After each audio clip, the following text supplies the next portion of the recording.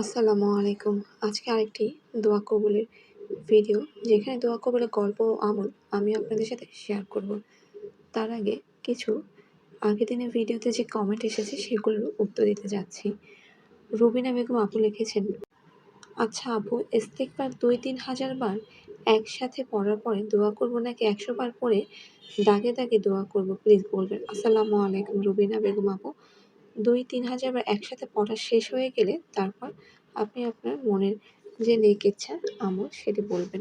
বলে আল্লাহ সুবহানাহু ওয়া তাআলার কাছে দোয়া করবেন। তার আগে আপনার দোয়া যে করবেন, যা চাচ্ছেন আপনি সেটি বলার আগে ৩ বার দুরূদে ইব্রাহিম পড়ে নেবেন এবং তারপরে ৩ বার দুরূদে ইব্রাহিম পড়ে নেবেন এবং শুরুতে আল্লাহ সুবহানাহু ওয়া তাআলার প্রশংসা দিয়ে শুরু করবেন। নুসরাত জাহান নীলা আপু লিখেছেন, আমি আগে দোয়া কিভাবে করতে হয় জানতাম না। একটা জিনিস পাওয়ার জন্য এতদূর আসলাম। হয়তো আল্লাহ এই উসিলা পর্যন্ত আনছে। আলহামদুলিল্লাহ, আমি চেয়ে যাব আল্লাহর কাছে আমার বিশ্বাস।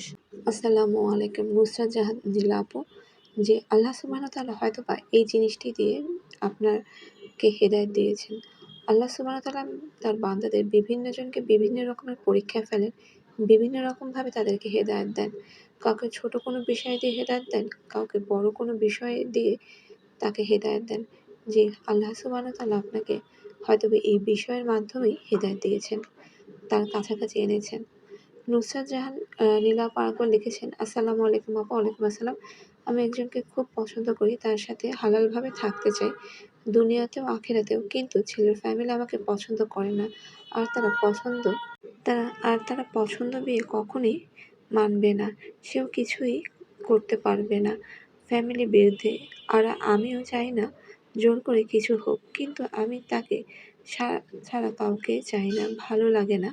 আমি শুধু মন তার দিকে টানে আমার।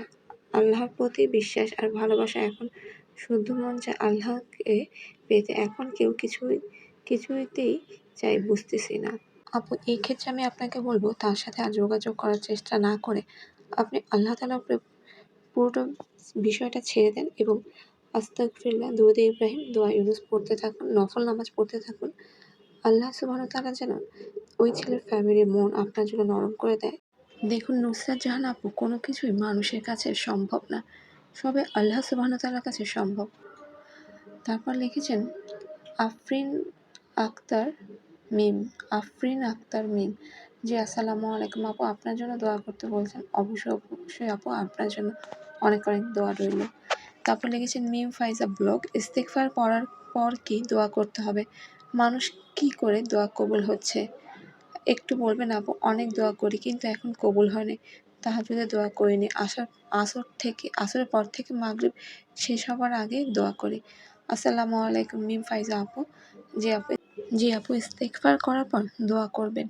অবশ্যই আপনার দোয়া কবুল হবে না কেন? আল্লাহ সুবহানাহু ওয়া তাআলা ওয়াদা করেছেন তিনি তার বান্দাদের হালাল চাহিদা পূরণ করবেন। তিনি ইস্তেগফার করলে আপনার রিজিকের ব্যবস্থা করে দেবেন, আপনার মনে শান্তি ফিরিয়ে দেবেন। কানিজ সীমা আপু লিখেছেন, আলহামদুলিল্লাহ আপু, আমার জন্য দোয়া করবেন, অনেক কষ্টে আছে। আসসালামু আলাইকুম কানিজ আপু, আপনার জন্য অনেক অনেক দোয়া রইল। আল্লাহ সুবহানাহু ওয়া তাআলা আপনার এই জীবনের পথকে সহজ করে দিক। আমিন সুম্মা আমিন। দোয়া কবুলের অলৌকিক গল্প ও আমল। প্রথম গল্প। আমি কয়েক মাস ধরে নিয়মিতভাবে দুরূদ ইব্রাহিম পড়া শুরু করেছি, এমনকি রান্নার সময়ও পড়তাম। আমি নিজে সর্বোচ্চ মনোযোগ দিয়ে পড়ার চেষ্টা করতাম। ৬ মাস পর আমার ২টা ইচ্ছে পূরণ হয়েছে, আলহামদুলিল্লাহ। তার মধ্যে একটা হলো বিয়ের ৫ বছর পর আমি মা হওয়ার সুখবর পেয়েছি, আলহামদুলিল্লাহ। আরেকটা হলো আমি এমন একটা চাকরি পাই যেখানে বেতন আমার কল্পনার থেকেও বেশি। অফিস থেকে আমার বাসা মাত্র ৫ মিনিটের দূরে। দ্বিতীয় দোয়া কবুলের গল্প ও আমল। আমি একটি অলৌকিক ঘটনা শেয়ার করতে চাই।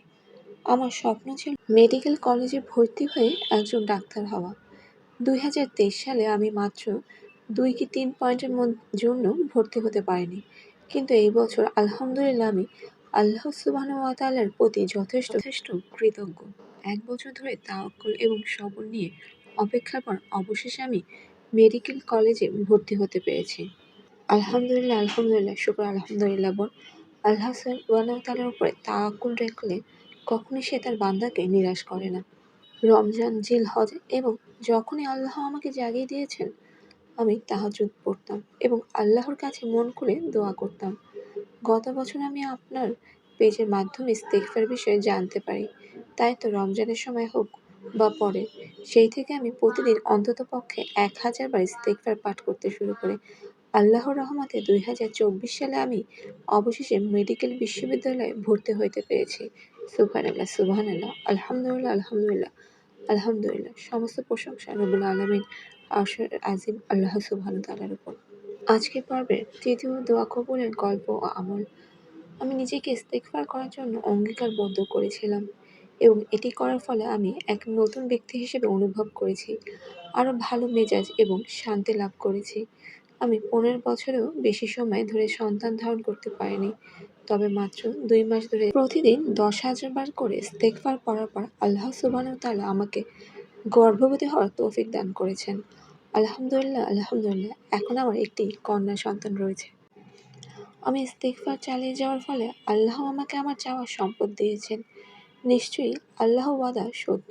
তিনি বলেছেন যে ইস্তেগফার করলে তিনি আমাদের সন্তান, সম্পদ এবং আরও অনেক কিছু দান করবেন। সুবহানাল্লাহ। অনুবাদকৃত। তার মানে হচ্ছে এটি বাংলাদেশের বাইরে একজনের দোয়া কবুলের গল্প। আল্লাহ সুবহানাহু ওয়া তাআলা আমাদের তার উপরে তাওয়াক্কুল রেখে ইস্তেগফার করার তৌফিক দান করুক। আমিন সুম্মা আমিন। আজকের পর্বে চতুর্থ দোয়া কবুলের গল্প ও আমল। ১ মাস আগে ফেসবুকে আল্লাহর তাওহীদের কলিমা লা ইলাহা ইল্লাল্লাহর উসিলা দিয়ে দোয়া করলে তা কবুল হয়, এই পোস্ট দেখে একজন আমাকে নক দেয়। বিষয়টা ভালো করে বুঝতে চায়। ওনার চাকরির খুব দরকার ছিল। বোনের বিয়ে নিয়েও চিন্তায় ছিল। চাকরির জন্য চেষ্টা তো করছিল, কিন্তু চাকরির বাজারে যে কেমন কঠিন তা তো শুধু ভুক্তভোগী যে সেই বোঝে। ওনাকে তাওহীদের উসিলা দিয়ে দোয়া করার পাশাপাশি বললাম বেশি বেশি ইস্তেগফার করতে। প্রতিদিন কম করে হলেও ১,০০০ বার আস্তাগফিরুল্লাহ পড়তে। আর দুরূদ ছাড়া তো সকল দোয়া আসমানে ঝুলন্ত অবস্থায় থাকে। তাই সাথে ৫০০ বার দুরূদ সাল্লাল্লাহু আলাইহি সাল্লাম পড়তে বললাম। উনি শুরু করেন পড়া। প্রতিদিন ১,০০০ বার আস্তাগফিরুল্লাহ পড়তেন। কোনো ঝামেলা থাকলেও না হলেও আস্তাগফিরুল্লাহ ১০০ বার হলেও পড়তেন। ওনাকে বলেছিলাম হাদিসে আছে নিয়মিত অল্প আমল ও আল্লাহর কাছে অনেক পছন্দের। তাই অল্প হলেও আস্তাগফিরুল্লাহ পড়া কখনো বাদ দিবেন না। উনি প্রায়ই বলতো যে ওনার টেনশন অনেক কমে গেছে। অক্টোবরের শেষের দিকে ওনার বোনের বিয়ের সুখবর আলহামদুলিল্লাহ। কালকে শুনলাম উনি আল্লাহর রহমতে চাকরিও পেয়ে গেছেন। আলহামদুলিল্লাহ। এই হলো ইস্তেগফারের ক্ষমতা।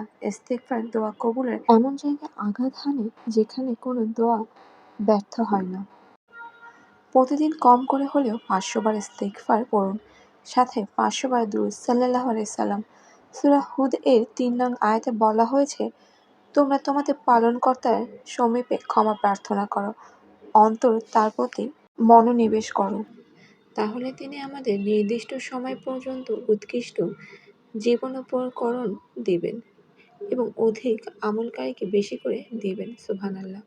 আর যদি তোমরা বিমুখ হতে থাকো তবে আমি তোমাদের উপর এক মহাদিবসের আযাবের আশঙ্কা করছি। বেশি বেশি আস্তাগফিরুল্লাহ পড়ো। যে জীবন উপকরণ সন্তান, চাকরি, নেককার স্বামী, স্ত্রী, গাড়ি, বাড়ি, সুখ, শান্তি, সুস্থতা ইনশাল্লাহ পাবেন। ইস্তেগফারের আমল বিফলে যায় না। মুমিন মুসলমানের উচিত যে কোনো প্রয়োজনে বেশি বেশি ইস্তেগফার করা। ইস্তেগফার করে যে দোয়া করা হয় তাই কবুল হয়। একটা সূচের মধ্যে আপনার হয় একটা সুতা ঢোকাতে হিমশিম খাবেন, কিন্তু ইস্তেগফারের দ্বারা আল্লাহ সেই সূচের মধ্যে একটা হাতটি ঢুকিয়ে দিবেন। এত বরকত ইস্তেগফারে রয়েছে যা বলে বোঝানো যাবে না। সুবহানাল্লাহ, সুবহানাল্লাহ, সুবহানাল্লাহ। ইস্তেগফার হলো মুমিনের কলবের প্রাচীরের মতো। যত বেশি ইস্তেগফার পড়া হবে তত কলবের প্রাচীর সুদৃঢ় হবে। এতে শয়তানের ধোঁকা, ওয়াসওয়াসা, নফসে আম্মামার প্রলোভন ইত্যাদি ফলপ্রসূ হয় না তেমন। ইস্তেগফারের প্রাচীরে বাধাপ্রাপ্ত হয়ে ফিরে যেতে থাকে। আর কলব যদি ইস্তেগফারহীন থাকে তাহলে তা বিরান ঘরের মতো হয়ে যায়। সেখানে সব ধরনের গুনাহ প্রবেশ করে। এক পর্যায়ে তা গুনহারই আবাসস্থল হয়ে যায়। আমরা জানি তাহাজ্জুদ কতটা পাওয়ারফুল দোয়া কবুলের ক্ষেত্রে। আল্লাহ সুবহানাহু ওয়া তাআলা শেষ ভাগে এই সপ্তম আসমানে ২ দল ফেরেশতা নিয়ে এসে তার বান্দাদের ডাকেন। একজন বান্দার জন্য তাহাজ্জুদের শেষ ভাগে আল্লাহর কাছে ক্ষমা প্রার্থনা করা অসংখ্য কল্যাণ বয়ে আনে। এর মধ্যে অন্যতম হলো পাপসমূহের ক্ষমা, যা মানুষের হৃদয়কে ঈমানের সত্যতা বা কোরআনের হিদায়াত উপলব্ধি করতে বাধা দেয় এবং সংকীর্ণ করে তোলে। পাপের প্রভাব ক্রমশ বাড়তে থাকে যতক্ষণ না তা ব্যক্তির উপরে স্পষ্ট হয়ে ওঠে এবং ওহীর আলো গ্রহণের পথে একটি দেয়াল তৈরি করে ফেলে। সাহারার সময় ইস্তেগফার করার এক বিশেষ প্রভাব রয়েছে, কারণ এই সময় হৃদয় শান্ত থাকে এবং আল্লাহর স্মরণ থেকে বিচলিত হয় না। এই জন্যই যখন আল্লাহ তার প্রিয় বান্দাদের প্রশংসা করেছেন এই আয়াতে, এবং যারা ভোরবেলায় ক্ষমা প্রার্থনা করে, সূরা আল ইমরান আয়াত ১৭, তিনি তাদের আন্তরিকতার জন্য প্রশংসা করেছেন, কারণ রাত এমন একটি সময় যখন মানুষের চোখে অন্যদের দৃষ্টি থেকে আড়ালে থাকে। তদুপরি এই সময় আল্লাহ দুনিয়ার সবচেয়ে নিকটবর্তী আসমানে নেমে এসে ঘোষণা করেন, কে আমার কাছে ক্ষমা চাইবে যাতে আমি তাকে ক্ষমা করে দেই। সুবহানাল্লাহ। রাতের শেষ ভাগে বান্দা তার প্রভুর সবচেয়ে নিকটবর্তী হয় এবং এই নির্জন মুহূর্তে সে তার গুনহা ও কৃতকর্মের কুৎসিত চেহারা উপলব্ধি করতে পারে। ফলে সে অনুতপ্ত হৃদয়ে ভয় ও আশা নিয়ে আল্লাহর কাছে ক্ষমা প্রার্থনা করে। যদি কেউ নিয়মিতভাবে তার প্রভুর কাছে ক্ষমা চাইতে থাকে এবং এই পথে অবিচল থাকে, তবে সে নিজেই প্রত্যক্ষ করতে পারবে যে পাপের ভয়াবহ পরিণতি রয়েছে, যা সে তার অন্তর্দৃষ্টি দিয়ে অনুভব করবে, তার চক্ষু দিয়ে দেখার আগে। আর পাপের সবচেয়ে ভয়াবহ পরিণতিগুলির মধ্যে অন্যতম হলো ওহীর আলো গ্রহণের পথ বন্ধ হয়ে যাওয়া, যা একজনকে খেয়ালখুশির অন্ধকার ও সন্দেহের জালে বন্দী করে ফেলে এবং তাকে শয়তানের কবলে নিক্ষেপ করে। তবে যদি আল্লাহ তার রহমত দিয়ে কাউকে আগলে রাখেন এবং তার দিকে ফিরিয়ে নেন, তখনই সে মুক্তি লাভ করে। সুবহানাল্লাহ, সুবহানাল্লাহ, সুবহানাল্লাহ। আলহামদুলিল্লাহ। আল্লাহ সুবহানাহু ওয়া তাআলা আমাদের সকলকে নেক আমল করার তৌফিক দান করুন। আমিন সুম্মা আমিন।